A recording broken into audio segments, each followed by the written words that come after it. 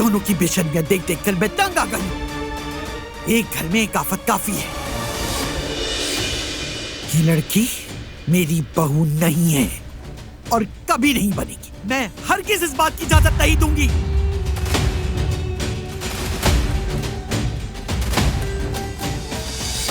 क्या हो रहा है अम्माजान? बाहर तक आपकी आवाज आ रही है। आओ हसन, आओ आओ, तुम भी देखो।